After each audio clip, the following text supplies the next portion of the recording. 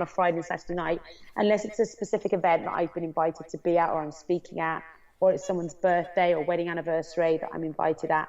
I lead quite a private life on the other side of that. So, you know, am I social? Yes. I mean, I love to go for cups of green tea in the day. And, you know, one cup of green tea turns into a 2-hour meeting with some people. But I'm very focused on, you know, I have a lot of balls to juggle in the air and I like it that way. But I want to make sure that I can give enough attention to each area and do it well. So I would, you know, a lot of my time, again, is productive time that I spend. So that's where that's where Sarah Shakespeare's at. There's a lot of hats to wear, but they're all hats I love to wear. So there's nothing that I'm doing that feels like a bind, where it's like, oh, now I've got to do this with the family. Oh, now I've got to do this with school. Oh, now I've got to do this with business. I haven't. Everything I'm doing is something that I signed up for, that I like to do. And so it feels like it's part of what I should be doing. Wow. You've got a lot of hats. And how on earth do you fit it all in, Sarah? I look at the time of my week and I prioritize what needs to be done. That's how I look at it. I know so many people talk about time management. You know, am I the most punctual person? Not necessarily. So I'm not going to say I arrive early at every single thing that I get to. I mean, I look at the time management of my day and see what I have to fit in my day. So I know how a lot of my days look ahead of time. I plan out each day. I know how my day is going to look. You know, my teenagers could ask me at any time, hey, Mom, what are you doing on Thursday? And I could turn around and say what I'm doing on Thursday. So all of my days are planned ahead.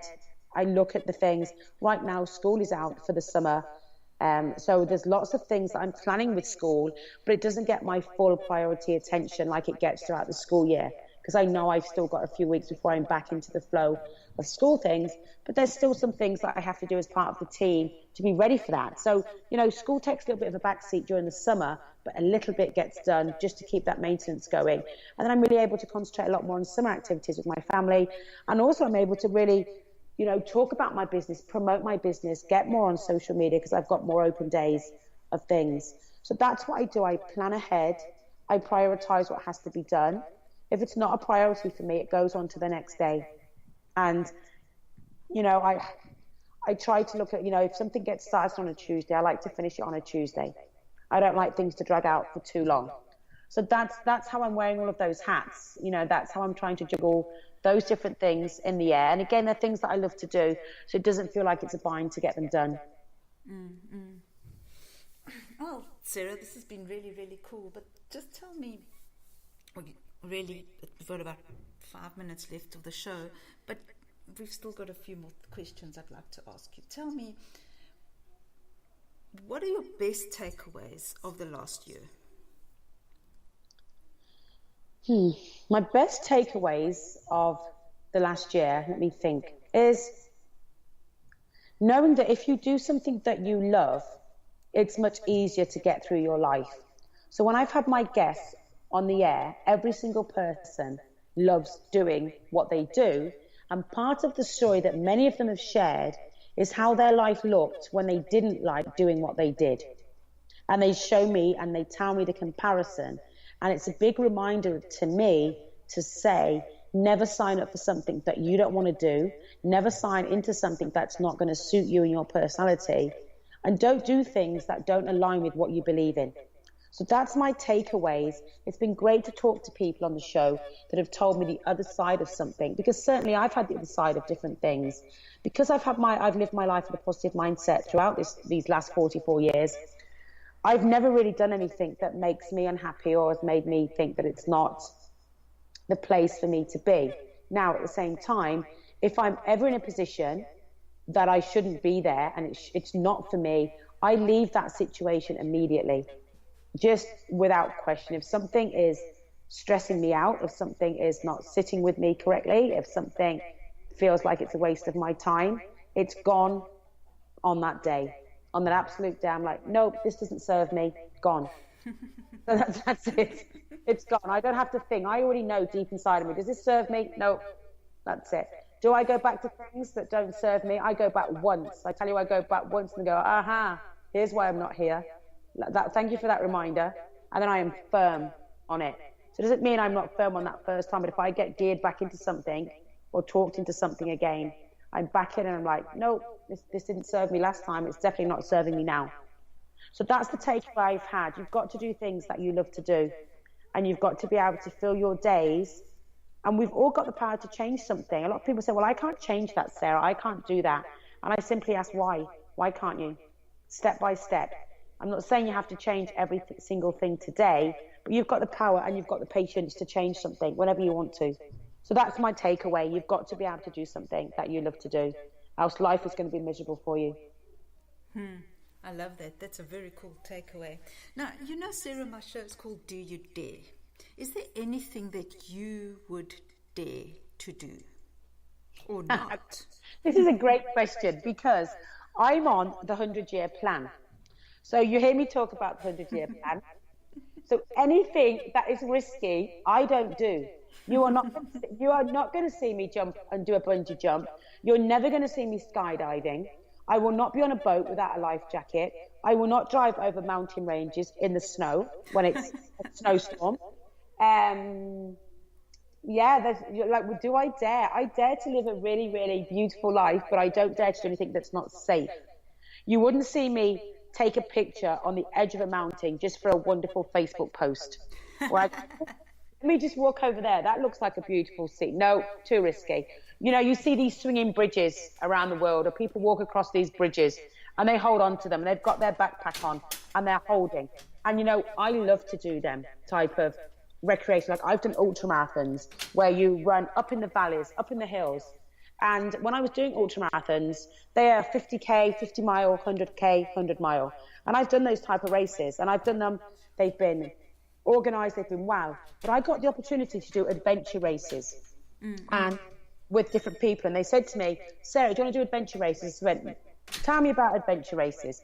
They said, well, you climb up this ravine and you tumble down there and then you cross water. And I went, there you go, said it, water. No, not doing it. I don't like to be in the water. I don't like to be in the water. I don't wish to rush across water in a rush. I wish not to wade through it where the current can take me. That's not part of the plan. So when you say, do I dare? I dare not to do anything that could take me out early.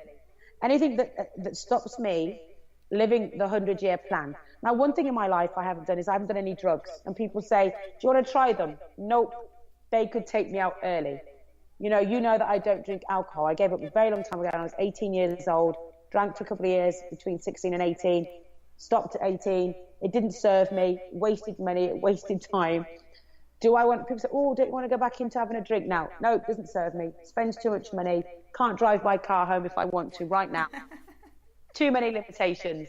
So I love that your show is called Do You Dare? But do I dare to stay here for 100 years?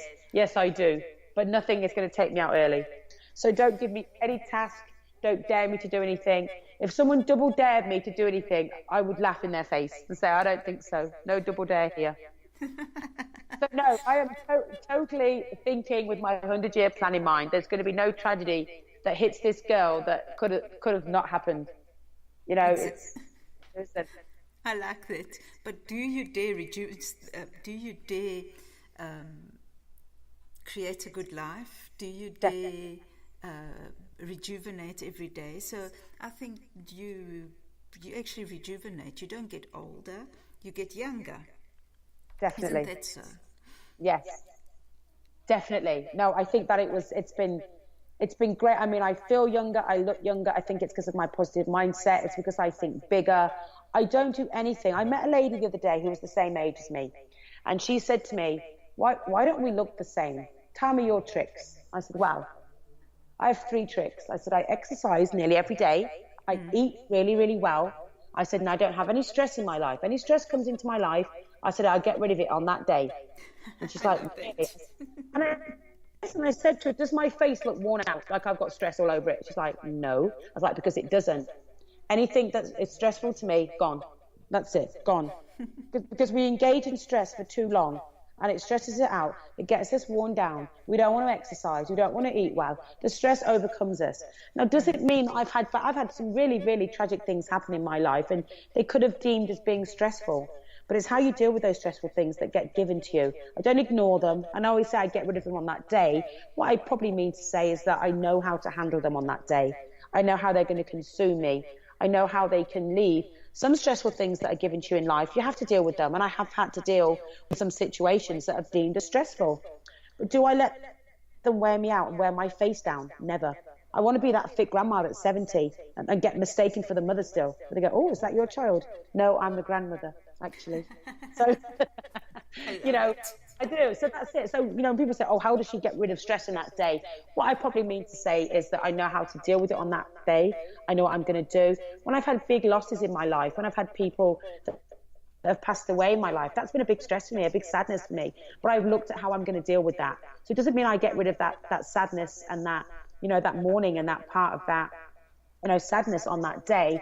I just decide how I'm going to get through that on that day. So that's where the stresses come from me. That's why I feel young and look young, is that I exercise, I eat well, and I manage my stress levels so that they don't affect me. And you drink lots of green tea. Oh, my green tea, I'm drinking it now as we speak. You know I am. So yes, Exactly. Green tea, it's awesome. My main drink. I do. It's my main thing. If I haven't got a green tea in my hand, then, well, why not? You know, why?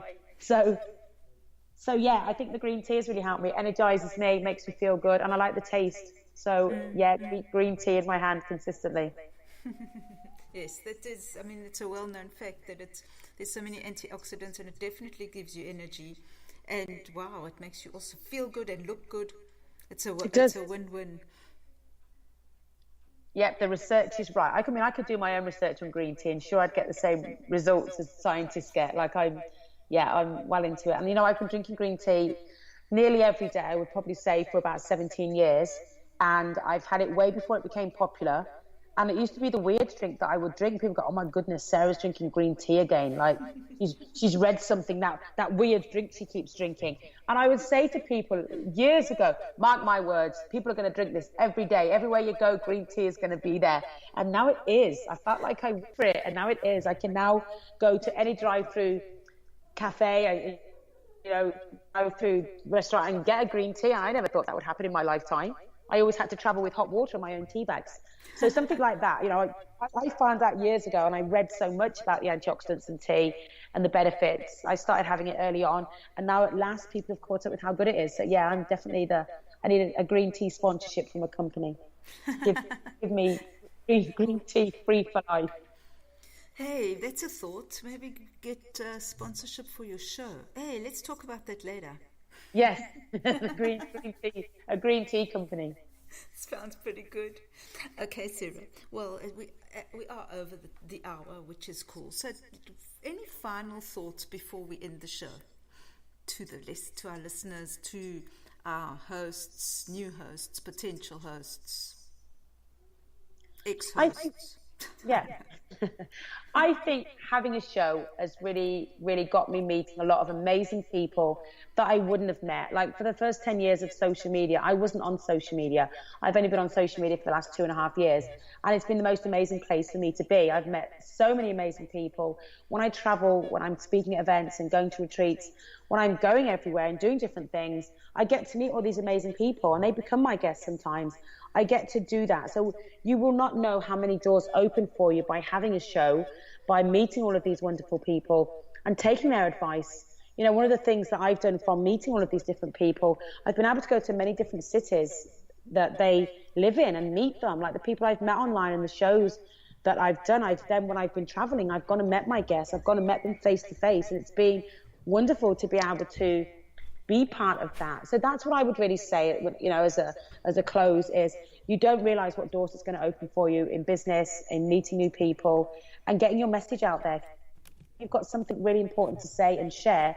It can't all be done writing it down in post. Yes, you can write books. Yes, you can do Facebook Lives. Yes, you can do Instagram stories. You can do everything, because really we now live in an environment where you have to do everything.